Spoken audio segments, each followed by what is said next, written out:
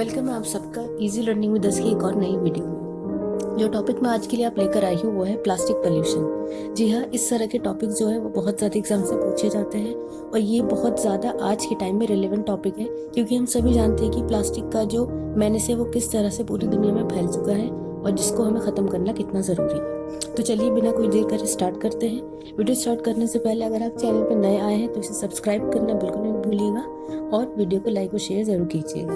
तो चलिए देखते हैं। सबसे पहला जो पॉइंट आप इस तरह के ऐसे में लिख सकते हैं, तो आप ये लिखेंगे कि प्लास्टिक पोल्यूशन होता क्या है। जैसे कि आप अपनी स्क्रीन पर देख सकते हैं, मैंने लिखा है plastic pollution is the accumulation of plastic products in the environment that adversely affects wildlife habitat and human beings।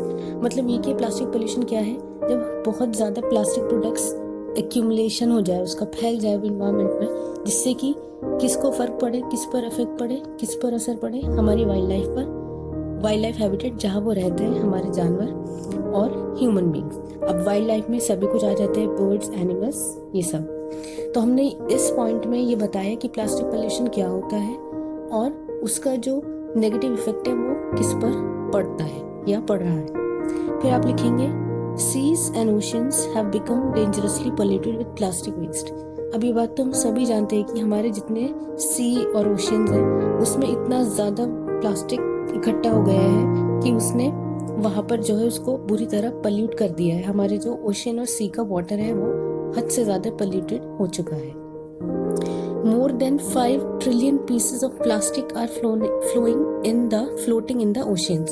मतलब ये कि 5 ट्रिलियन से ज़्यादा प्लास्टिक के जो टुकड़े हैं वो ओशियंस में तैर रहे हैं। इसका आप मतलब अंदाज़ा लगा सकते हैं कि 5 ट्रिलियन एक कितना बड़ा नंबर है और इतना ज़्यादा प्लास्टिक जो वेस्ट है वो ओशियन में मौजूद है और वो कितना ज़्यादा एक्वेटिक लाइफ को हार्म कर रहा होगा। इसके बाद animals can't differentiate between plastic and food and ingest plastic which leads to a slow and painful death। मतलब ये कि जो जानवर होते हैं, अब जो विजडम हम इंसानों में हम फ़र्क कर सकते हैं कि क्या चीज़ खाने की है क्या नहीं, लेकिन जो जानवर होते हैं उन्हें नहीं पता होता कि क्या खाना है और क्या प्लास्टिक है।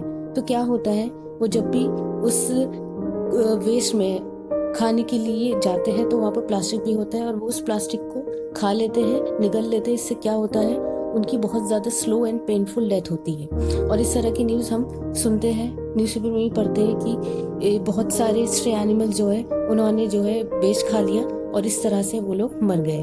तो ये अगर हम इस चीज़ पर ध्यान दें, बहुत ज़्यादा डेंजरस बात है कि किस तरह से हम अपनी हरकतों से जानवरों को भी नुकसान पहुँचा रहे हैं।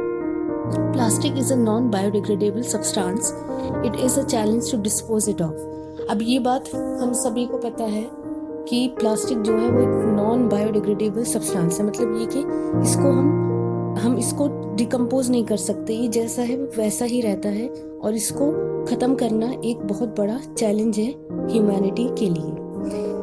Used plastic bags stay in the environment for years and contribute to land and water pollution। अब प्लास्टिक बैग जो है वो हम सभी यूज़ करते हैं, मार्केट्स में बहुत ज़्यादा भरमार में अवेलेबल है और हम इसके बिना रह भी नहीं सकते। जाहिर बात है, हमारा जो रोज़ का काम ही प्लास्टिक बैग से ही होता है। तो जो यूज्ड प्लास्टिक बैग्स है वो इन्वायरमेंट में रहते हैं सालों सालों, जिससे क्या हो रहा है, लैंड और वाटर पोल्यूशन हो रहा है, जिससे न सिर्फ इंसानों को और जानवरों को भी नुकसान पहुँच रहा है। 1 million seabirds and 1 lakh marine animals are killed annually from plastic in our ocean।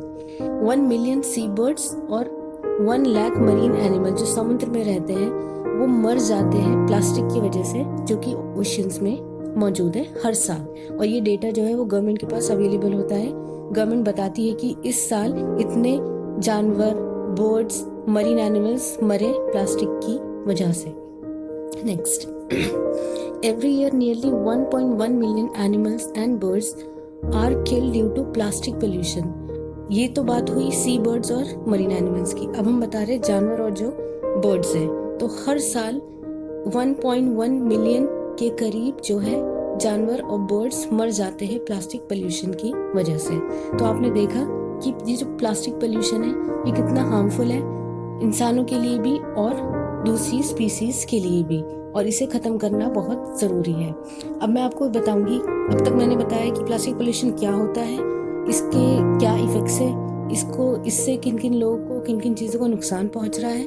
अब हम बात करेंगे कि सोल्यूशन क्या है, हम किस तरह से प्लास्टिक के पोल्यूशन को अपने आसपास से और दुनिया से ख़त्म कर सकते हैं। जैसे कि आप अपनी स्क्रीन पर देख सकते हैं, use of plastic and plastic bags should be ban and should be replaced by jute और पेपर बैग्स, कि प्लास्टिक और प्लास्टिक बैग्स का जो यूज़ है वो बैन होना चाहिए। और उसको हम किससे रिप्लेस करेंगे, मतलब कि प्लास्टिक बैग की जगह क्या यूज़ करेंगे, हम यूज़ करेंगे जूट या फिर पेपर के बने हुए बैग, क्योंकि ये रिसाइक्लेबल होते हैं, हम इन्हें रिसाइकिल कर सकते हैं। लेकिन प्लास्टिक को डिग्रेड करना मुश्किल होता है, डिकम्पोज करना मुश्किल होता है। तो पहला ऑल्टरनेटिव हुआ जूट और पेपर बैग्स का इस्तेमाल करना, प्लास्टिक को बैन करना। इसके बाद plastic should be used as less as possible. ये तो हम सभी को पता है कि प्लास्टिक जो है हमारे आसपास मौजूद है, लेकिन हमें कोशिश ये करनी है कि जितना ज़्यादा हो सके हमें प्लास्टिक का यूज़ कम करना है,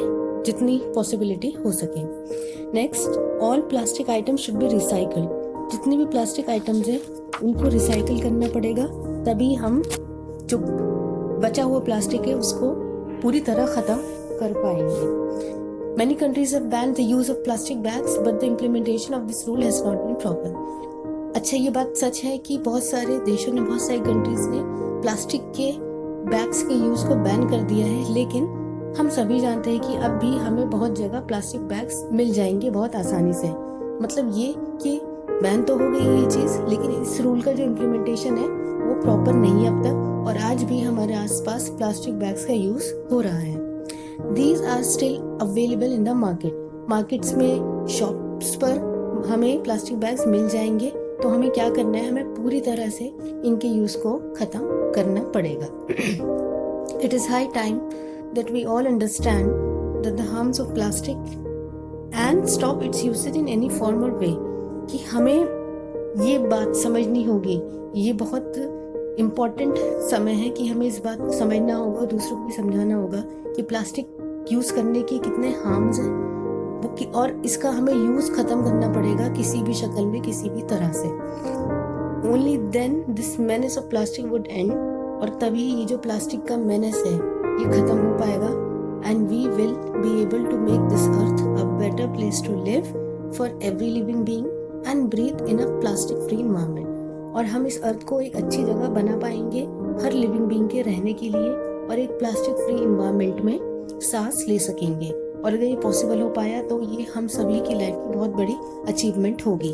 तो आई होप कि आपको ये ऐसे समझ आया होगा, और ये ऐसे हम सभी के लिए लेसन है कि किस तरह से हमें प्लास्टिक के यूज़ को ख़त्म करना पड़ेगा, हमें किस तरह से प्लास्टिक को अपनी लाइफ से ख़त्म करना पड़ेगा, जिससे कि ना सिर्फ हम इंसानों की लाइफ में सुधार आएगा, बल्कि हम कुछ हद तक एनिमल्स, बर्ड्स के लिए भी एक अच्छा एनवायरनमेंट क्रिएट कर सकेंगे। तो वीडियो पसंद आई हो तो इसे लाइक ज़रूर कीजिएगा, जितना ज़्यादा हो सके इस वीडियो को शेयर कीजिएगा, क्योंकि ये टॉपिक ना सिर्फ स्टूडेंट्स के पॉइंट ऑफ व्यू से इम्पॉर्टेंट है कि अगर ये टॉपिक आपको एग्जाम में लिखने के लिए आता है तो आप क्या क्या बातें उसमें इंक्लूड करेंगे, बल्कि ये हम सभी के लिए एक सबक है और ये लोगों तक पहुँचना चाहिए। और मेरे चैनल इजी लर्निंग विद को सब्सक्राइब करना बिल्कुल मत भूलिएगा। Thank you so much.